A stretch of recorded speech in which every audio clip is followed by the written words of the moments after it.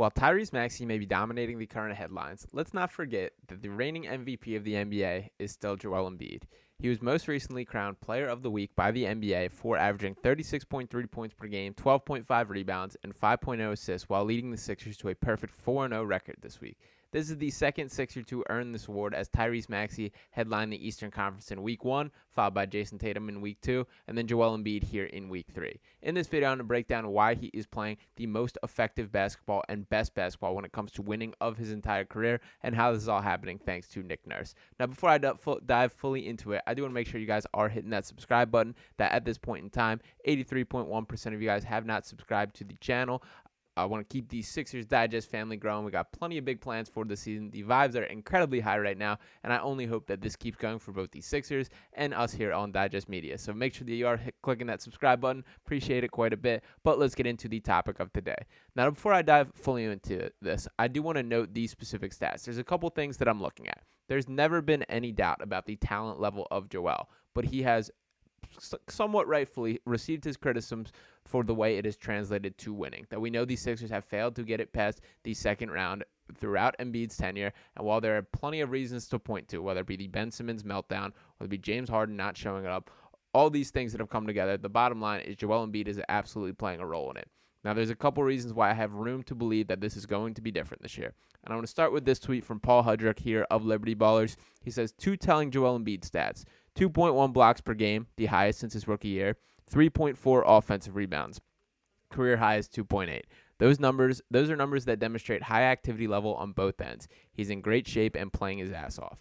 Those are two areas that super stand out to me. That we've seen Embiid kind of transform his game in a major way throughout his career. That when he entered the NBA, he was not refined as a scorer whatsoever. That when he was played at Kansas, he was very much a shot blocking presence, a guy that was a very good rebounder, but still pretty raw on the offensive end. Now, by the time he first stepped on an NBA floor, keep in mind that he missed the entire first 2 seasons of his career with those foot injuries, and he did plenty of work on his offensive game to be up to speed when he got there. By the time he did step on the NBA floor, he was much more refined as an offensive talent, that he had that turnaround spin move that was the first bucket of his career that I will never forget, and I'm sure many Sixers fans feel the same way.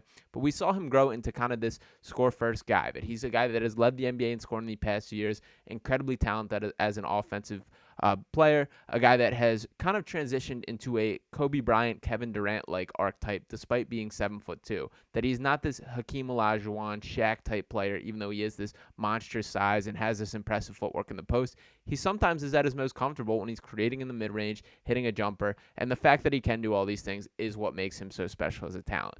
But to dive in a little more to his stats specifically, I want to jump in here, and I'm just going to pull up his stats as a whole. And as Paul mentioned, I want to point out these, but there are a couple other numbers that I wanted to look at. For starters, 11.7 rebounds as a whole is super intriguing to me. That drop down of 10.2 rebounds per game last season, to me, was not quite acceptable. That he just frankly should be getting more rebounds that every game for how big he is.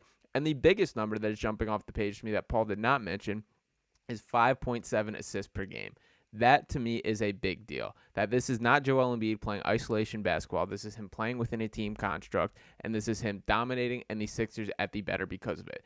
This isn't just him growing as a playmaker. A lot of this is Nick Nurse putting things in place. That there isn't this stagnant offense, these guys dribbling the air out of the basketball.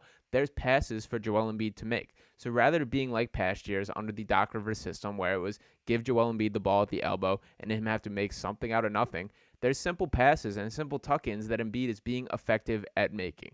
And beyond just this, beyond just the ability, the growth, and the mindset change in Embiid, it takes other guys stepping up. And front and center in that discussion is Tyrese Maxey. We know he had the 50-point game last night. Me and Casey dropped a duo video in here, totally just raving over that. But the maturation of Tyrese Maxey has matched up with Joel Embiid being able to pass the torch a little bit.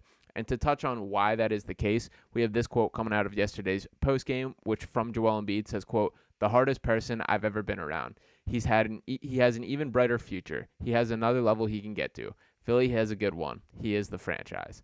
So I love that, sharing that. Maxey described their relationship as kind of a little brother, big brother relationship. And the reason that I think this is special between those two is when you think about the slew of co-hosts or co-stars that have been brought in to play next to Joel Embiid, whether it be Ben Simmons, James Harden, Jimmy Butler, Tobias Harris even, the list of names that have been tried out, it felt like all those guys kind of came in on like an eye-to-eye perception with Joel, that they were looked at as his co-stars, that those were their duos, their guys bringing this. I think with Tyrese Maxey, Joel Embiid being start to finish a part of his career path, where he's seen this guy start as a complete bench player, seen his opportunities to shine, him have to get it out the mud and kind of earn these minutes and get there. I think Joel has more of a, I guess, leadership role in this, that he believes in himself to be vocal as a leader. Maxi also made some comments saying, like, I know when I make the wrong read that I'm going to have Joel Embiid letting me hear it and letting me know about it. And that is a great thing. That is what we want out of these superstars, is that he is directing things, making sure guys are on the same page, and making the right decisions as a franchise. So I'm very happy that there is that construct. And I do think that last night, that 50-point performance is a massive big deal in the long run for Joel Embiid trusting Maxi, that he can believe that I can take my foot off the gas, I can defer to this guy. And I'm willing to go out and say right now that I believe the two-man game of Tyrese Maxey and Joel Embiid is the most dangerous two-man game that we've ever seen with Joel Embiid. More dangerous than Ben Simmons, more dangerous than James Harden, more dangerous than Jimmy Butler. They can check every single box. Now, I want to bring up two plays specifically that kind of show what I mean here. Now, there's the first play here. Both these plays end up as Maxey scores.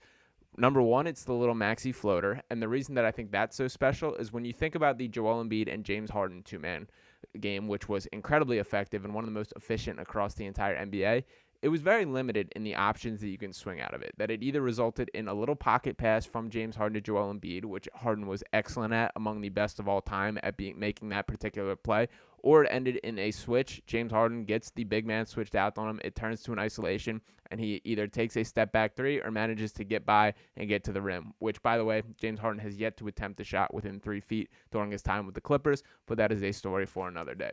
But with Tyrese Maxey, there's levels to this. There's layers that they can bring in. That is not like Ben Simmons where they can go under the screen every time, because as you can see in the second part of this video, the guy goes under and Maxey just drops the three in his face. But on that first one, he also has this little floater that simply Harden is incapable of doing. So I want to pull up this clip here and go from there. Sixers have won 7 in a row. Looking forward to having fun here on a Sunday night in South Philly. The Tyrese trademark to start us off. See where the defense is and finds JoJo. Maxi left wing. So as you can see, two important variations there. And I do think that mid-range, that little floater, that's been a staple of Maxey's game since he came to the NBA. And even back in Kentucky, that was something that he relied on regularly. Doc Rivers, that was something he took out of his repertoire, that he spoke very openly to the media about. He wanted Maxey taking it to the rim and finishing it around the basket. And Maxey is an excellent finisher around the basket, that he's a guy who has an impressive array of finishing moves, the way he can kind of kiss it off the top of the glass, and the way he can drive 1,000 miles per hour and still have the soft touch when he goes up there is very impressive. But the more ways that you can score, the better. The fact that sometimes you're not going to be able to get to the rim, or sometimes you just got to float it up over a 7-foot rim protector that's going to be in front of you, that's something you want to have in your bag, and Tyrese Maxey clearly does. And for Joel Embiid to kind of have that understanding and now belief that Tyrese Maxey is capable of doing these things, I think is game-changing for this entire team. We know they have an 8-1 record. We know they're one of 4 teams in the NBA, both in the top 10 in offensive and defensive rating. And we know that Joel Embiid is still firmly in the MVP mix, that this is still his team. But having Tyrese Maxey being able to deliver at these stages is a big deal for trust in the future. That I think one of the issues for Joel is he kind of gets in his head of, I don't know if I can trust these guys, so I'm just going to do it myself. And that has led to some bad turnovers. That has led to him getting too tunnel visioned, him focusing on him turning into a little bit of a black hole, and just habits kind of spiral with that regard. The more that he can continue to rely on Tyrese Maxey and the other guys around him, guys like Tobias Harris, who's been excellent so far this year. Nicholas Batum looked terrific sliding into the starting lineup and hit a couple big shots, as well as some big plays on the defensive side of things. We know Kelly Oubre will be back, and that is a type of offensive punch that this team has not had, and sending prayers to Kelly, obviously, as I dropped a video on that as well. But having these trust in his teammates goes a long way down the line. And I don't want to brush over the fact of how special Joel Embiid is. I'm not saying these Sixers are better for not utilizing him further. And in fact, just to touch on how special some of these accomplishments are, Joel Embiid now has 12 Player of the Week award honors, which is the second most in Sixers franchise history, behind only Hall of Famer Allen Iverson, who's received the award 20 times in his Sixers career. So these are accolades that he's going to continue to be raking up. I do think when things are all said and done that Joel Embiid will be right there in the MVP mix again. I think, unfortunately, we're going to have to crack the knuckles and get ready for this Jokic versus Embiid fight for the 4th consecutive season. But they do deserve it. They are two special talents, and Joel Embiid is the head of the snake here in Philadelphia. And for all the talk about how much Nikola Jokic elevates his teammates, and he absolutely does, I'm not arguing that whatsoever, we're starting to see that area of growth in Joel Embiid's game. And that's why I think it's converting to winning in a way that it just has not in past years. Joel Embiid is a special offensive talent. He always is going to be capable of doing those things. But they have other guys that can do those things. With Embiid being able to be dominant on the boards, a force defensively, and buying into the team aspect of making more plays. He had 7 assists last night. By the way, he had 37 points and 7 assists, and Tyrese Maxey was the talk of the game with his 50 points, obviously, but that was the quietest 37 and 7 that I've ever seen. So impressive stuff from Joel as a whole, and Nick Nurse obviously is the director, the choreographer, the guy who has all these pieces in place and makes this possible. But I could not be more thrilled with the way that Joel Embiid is buying into the concepts, the way that he is delivering on it, and as I mentioned, I just don't think there's anything. Sixers have won 7 in a row. Looking forward to having fun here on a Sunday night in South Philly. The Tyrese trademark to start us off. See where the defense is and find JoJo. Maxi left wing. So let me know your thoughts on the comments, how happy you are about Joel's performance thus far. I'm ready to be pounding the table. I could not be happier for the start to this season. I do think that there is going to be another MVP race that he is a part of, and I think Tyrese Maxey is officially stamped and ready to be the co-star of this team. I think we can stop having these conversations about needing a third star. Now, I'm not saying these Sixers don't need to make a move and still add another win-now talent, but I do think the picture has changed as far as what they're searching for.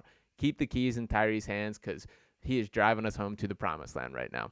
Once again, thank you guys for watching. Thank you to Joel Embiid and Tyrese Maxey for making this fun to talk about, that these aren't the bad vibes videos that I was concerned I was going to be ripping out for the entire season. So shout out to the Sixers. Shout out to you guys, and we'll talk next time right here on Sixers Digest. Peace.